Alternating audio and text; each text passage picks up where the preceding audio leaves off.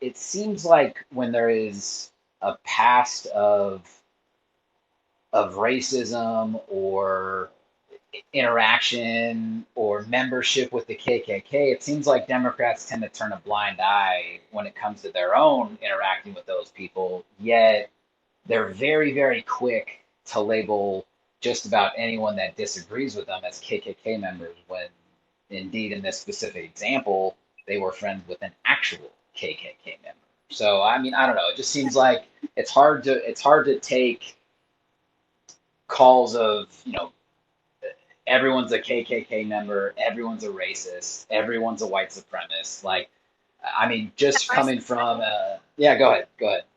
have I said that I think everybody is a KKK and white supremacist? No, I mean, I'm just speaking in general for Yeah. I think the left. I think that's been a huge talking point since 2015, and I think that when it comes to I've voted red just about my entire life, and I kind of identify myself as a constitutionalist.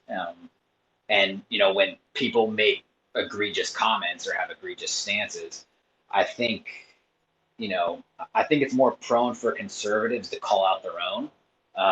I don't quite see that from the left as much, and maybe that's just me, but I think a lot of the country kind of sees that as well.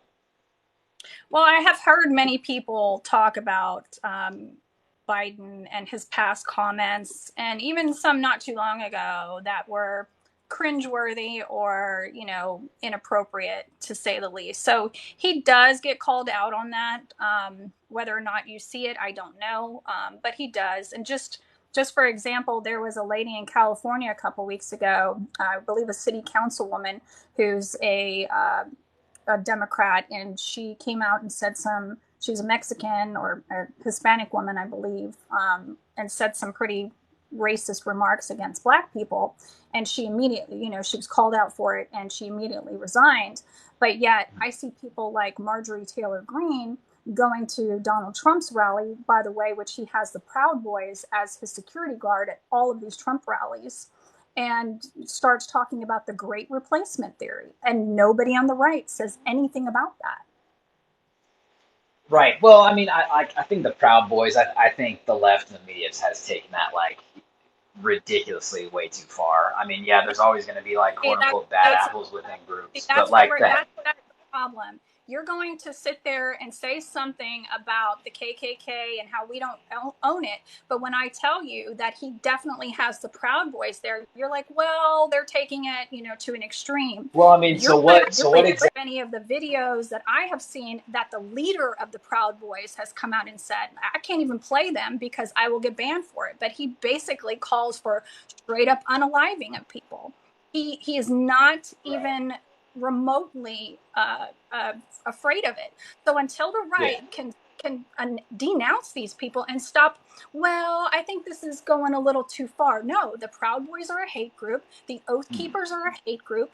And you want us to denounce everything, which I'm not going to say we're perfect, but I don't see anybody on the right denouncing the horrific things that I see on a daily basis on Twitter from Well, I leaders. mean, a good example would be I think I forgot what city it took place in, but the poor gal that was run over by a dude I think in the whatever white supremacist guy, and I forgot her name. And I think in that exact moment, that was when Trump kind of made his infamous comment on like there's good people on both sides.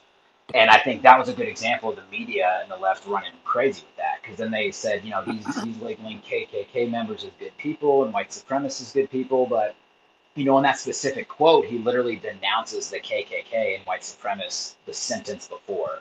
But they kind of took that one snippet of him saying there's good people on both sides, which, I had friends at that rally, and like, I was in the Marine Corps for 6 years. I had 4 Black Marines at that rally, and all 4 of them voted for Trump. So, like, they took that. I remember when they came back and they're like, we were called white supremacists by the left. We were called white supremacists by Antifa that was there, and we literally just looked at each other and were like, what warrants us as white supremacists? So I think, I mean, Well, yes, there's obvious. that whole rally, though, was a protest against them taking down Confederate statues. Sure. So Yeah, but at the end of the day, though, like, that's the beautiful thing about our First Amendment, though, is like you may wholeheartedly disagree with what this protest may or may not be about, but they have every right to protest, and that's why when I see, when I went up to DC for a bit, or I would head over to California for some training or whatnot, and I would see just openly communists protesting.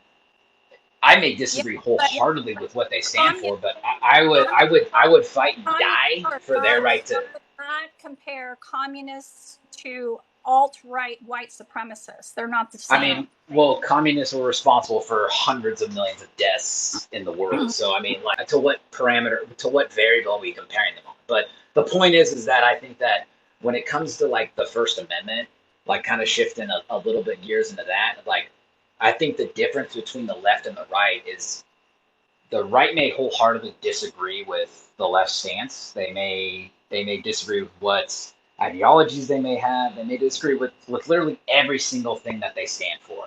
But I think there's a Really? large element of the well, I mean, Because I don't know. You just keep. what we stand for is equality and human rights. So It's I don't interesting. know. It's I interesting that don't know you complain. why that you Well, would it's say interesting you complained everybody about on the your. right would It's completely interesting how you complained about your agree the with first anything yes that that you have. it's interesting. Okay, so once again, it's interesting that you kind of interrupt every time I start to make the point.